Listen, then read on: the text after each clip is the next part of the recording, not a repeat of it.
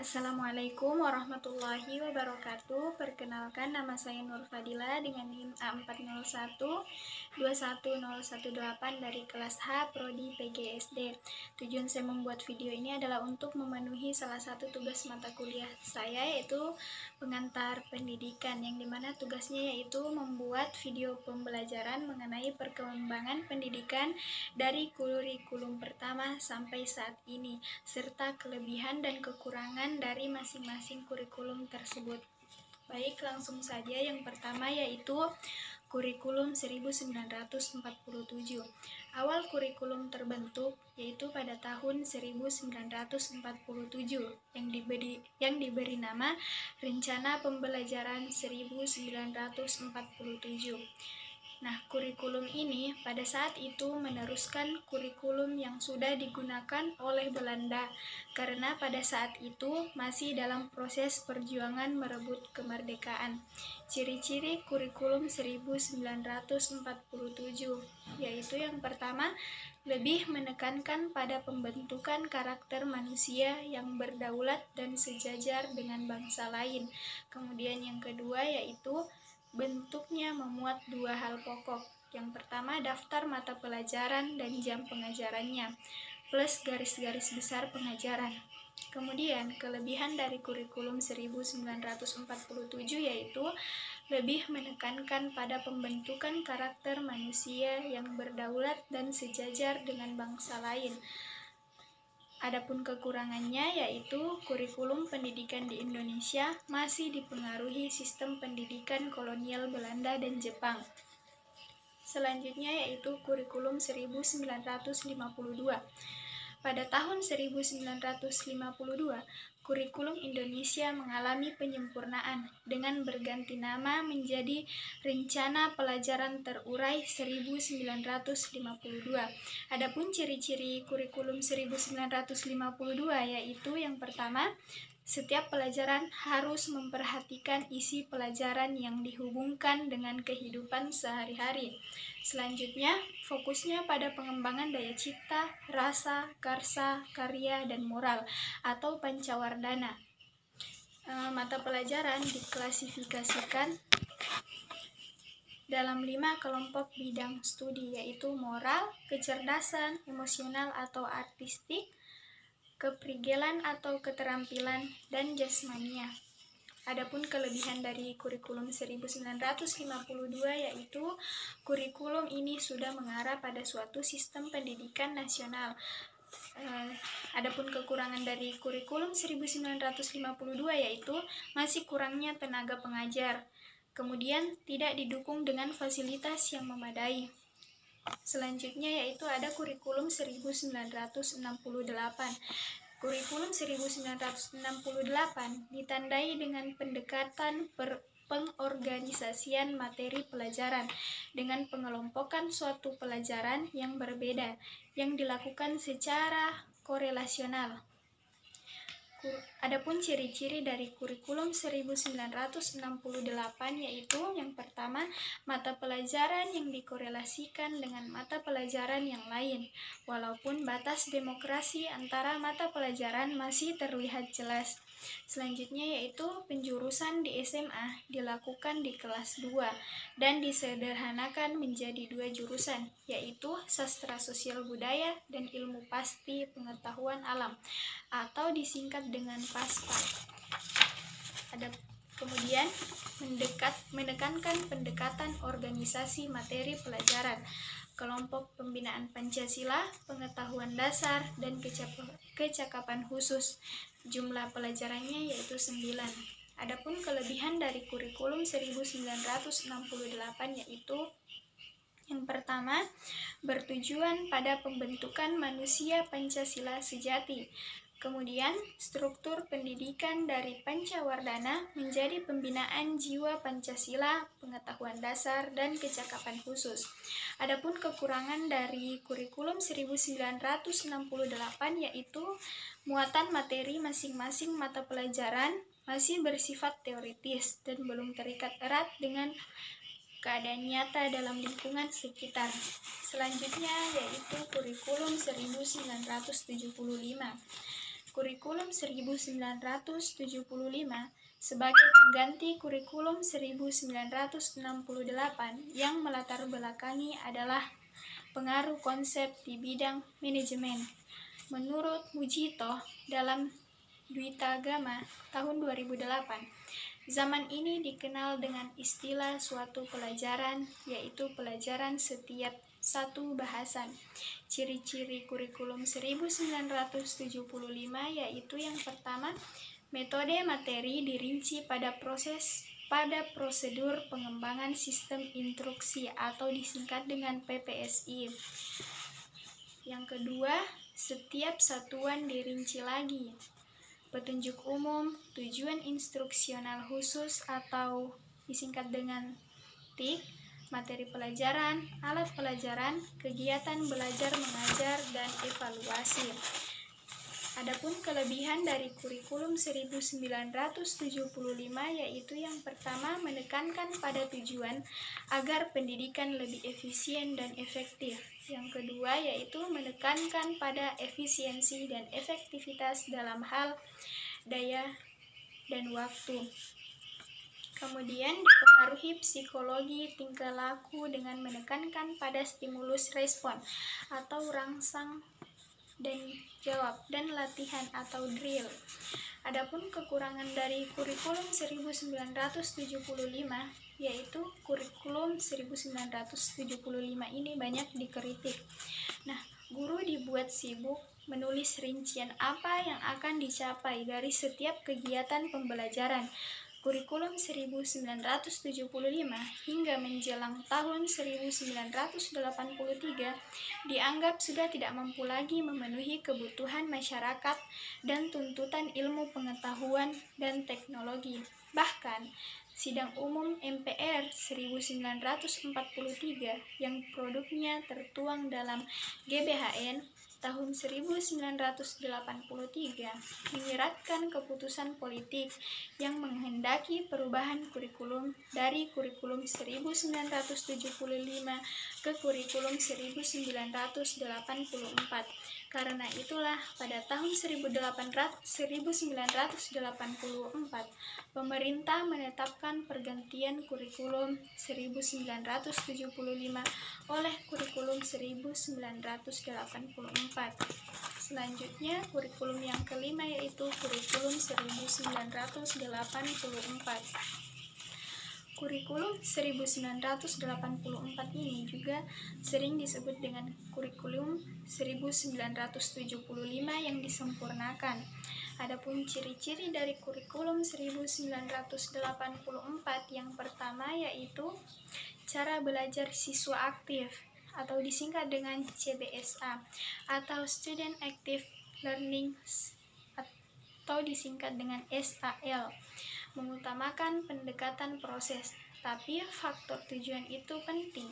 Posisi siswa ditempatkan dengan subjek belajar, dari mengamati sesuatu, mengelompokkan, mendiskusikan, hingga melaporkan. Kelebihan dari kurikulum 1984 yaitu mengasah proses skill approach, kemudian menanamkan pengertian terlebih dahulu sebelum diberikan latihan. Nah, konsep-konsep yang dipelajari siswa harus didasarkan kepada pengertian, baru kemudian diberikan latihan setelah mengerti. Nah, untuk menunjang pengertian, alat peraga sebagai media digunakan untuk membantu siswa memahami konsep yang dipelajarinya. Adapun kekurangan dari kurikulum 1984 yaitu kurang memperhatikan muatan atau isi pelajaran. Selanjutnya, kurikulum yang keenam yaitu kurikulum 1994. Pada kurikulum sebelumnya, yaitu kurikulum 1984, proses pembelajaran menekankan pada pola pengajaran yang berorientasi pada teori belajar mengajar, dengan kurang memperhatikan muatan isi atau pelajaran. Hal ini terjadi karena berkesesuaian suasana pendidikan di LPTK atau Lembaga Pendidikan Tenaga Kependidikan pun lebih mengutamakan teori tentang proses belajar mengajar. Akibatnya, pada saat itu dibentuklah tim Basic Science yang salah satu tugasnya ikut mengembangkan kurikulum di sekolah. Nah, tim ini memandang bahwa materi atau isi pelajaran harus diberikan cukup banyak kepada siswa, sehingga siswa selesai mengikuti pelajaran pada periode tertentu akan mendapatkan materi pelajaran yang cukup banyak. Kurikulum 1994 dibuat sebagai penyempurnaan kurikulum 1984 dan dilaksanakan sesuai dengan Undang-Undang Nomor 2 Tahun 1989 tentang Sistem Pendidikan Nasional. Adapun ciri-ciri dari kurikulum 1994 yaitu adanya perubahan dari sistem semester ke sistem caturwulan. Kemudian, pembelajaran di sekolah lebih menekankan materi pelajaran yang cukup padat atau berorientasi kepada materi pelajaran. Kemudian, kurikulum 1994 bersifat populis, yaitu yang memberlakukan satu sistem kurikulum untuk semua siswa di seluruh Indonesia. Kurikulum ini bersifat kurikulum inti, sehingga daerah yang khusus dapat mengembangkan pengajaran sendiri disesuaikan dengan lingkungan dan kebutuhan masyarakat sekitarnya. Kemudian, dalam pelaksanaan kegiatan, guru hendaknya memilih dan menggunakan strategi yang melibatkan siswa aktif dalam belajar, baik secara mental, fisik, dan sosial. Dalam mengaktifkan siswa, guru dapat memberikan bentuk soal yang mengarah kepada jawaban konvergen atau divergen, terbuka, dimungkinkan lebih dari satu jawaban dan penyelidikan. Kemudian, pengajaran dari hal yang konkret ke hal yang abstrak, dari hal yang mudah ke hal yang sulit, dan dari hal yang sederhana ke hal yang kompleks. Kemudian, pengulangan materi yang dianggap sulit perlu dilakukan untuk pemantapan pemahaman. Adapun kelebihan dari kurikulum 1994 yaitu adanya perubahan dari sistem semester ke sistem caturwulan. Kemudian, pembelajaran di sekolah lebih menekankan materi pelajaran yang cukup padat. Kemudian, guru menggunakan strategi yang melibatkan siswa aktif dalam belajar, baik secara mental, fisik, dan sosial. Adapun kekurangan dari kurikulum 1994 yaitu beban belajar siswa terlalu berat karena banyaknya mata pelajaran dan banyaknya materi atau substansi setiap mata pelajaran. Selanjutnya yaitu materi pelajaran dianggap terlalu sukar karena kurang relevan dengan tingkat perkembangan berpikir siswa dan kurang bermakna karena kurang terkait dengan aplikasi kehidupan sehari-hari. Selanjutnya yaitu kurikulum 2004. Implementasi pendidikan di sekolah mengacu pada seperangkat kurikulum. Salah satu bentuk inovasi yang dikembangkan pemerintah guna meningkatkan mutu pendidikan adalah melakukan inovasi di bidang kurikulum. Kurikulum 1994 disempurnakan lagi sebagai respon terhadap perubahan struktural dalam pemerintahan dari sentralistik menjadi desentralistik.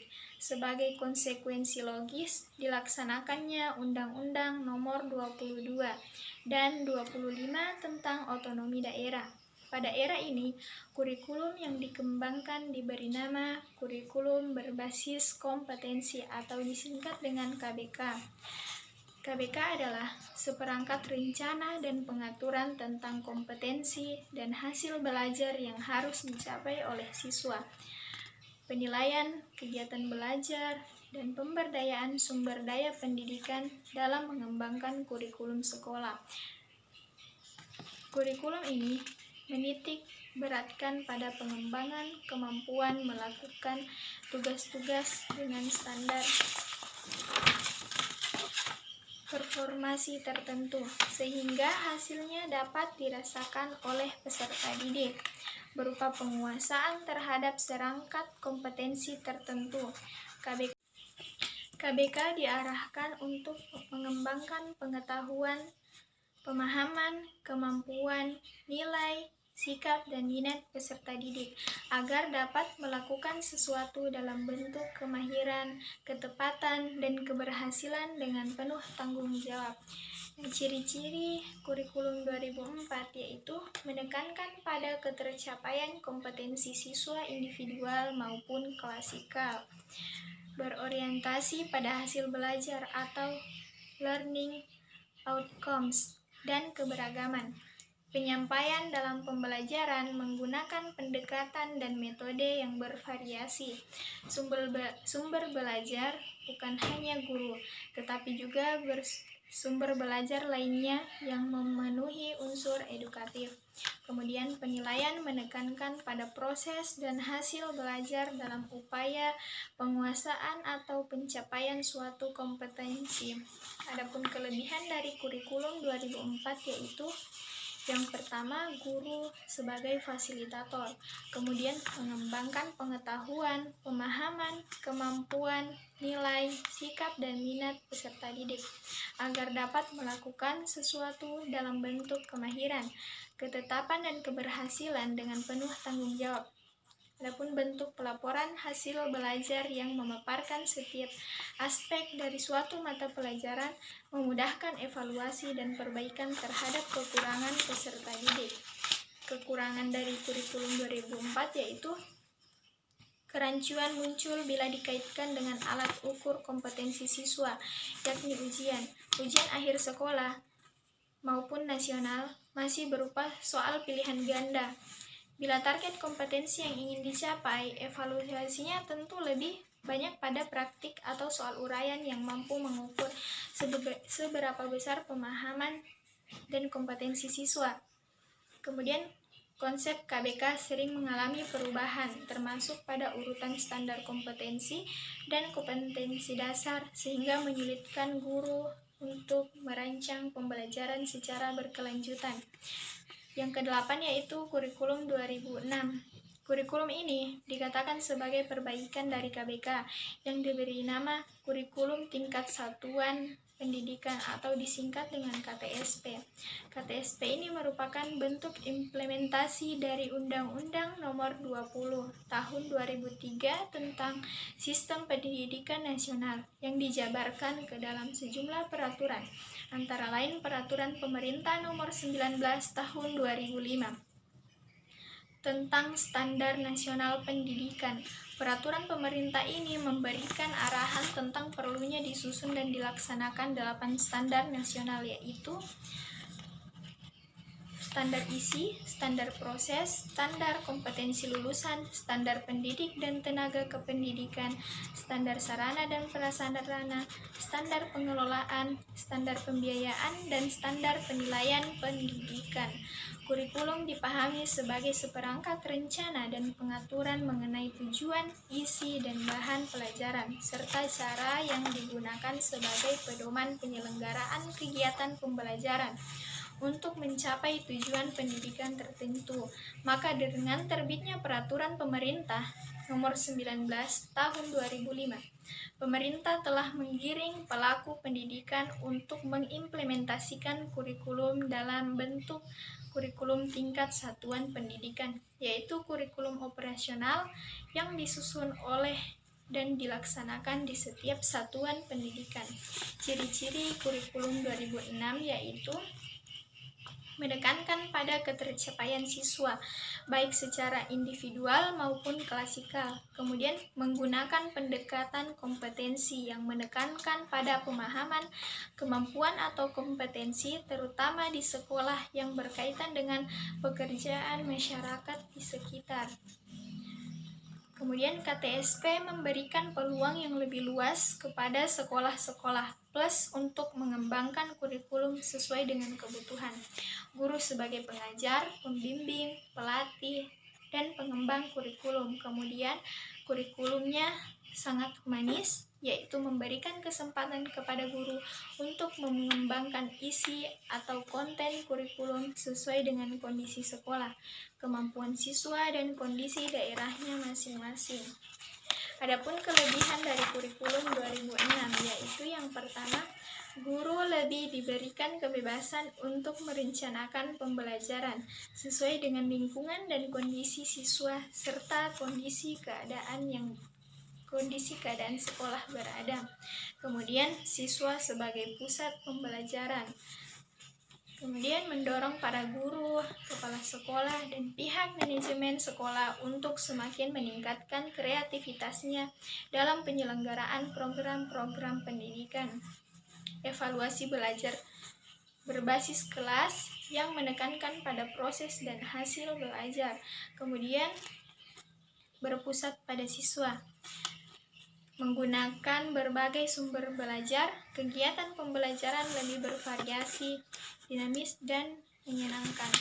Adapun kekurangan dari kurikulum 2006 yaitu kurangnya sumber daya manusia yang diharapkan mampu menjabarkan KTSP pada kebanyakan satuan pendidikan yang ada, minimnya kualitas guru dan sekolah, kurangnya ketersediaan sarana dan prasarana pendukung sebagai kelengkapan dari pelaksanaan KTSP.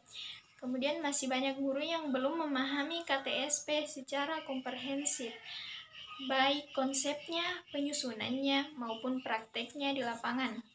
Selanjutnya yaitu penerapan KTSP yang merekomendasikan pengurangan jam pelajaran akan berdampak kurangnya pendapatan guru, sulit untuk memenuhi kewajiban mengajar 24 jam sebagai syarat sertifikasi guru untuk mendapatkan tunjangan profesi.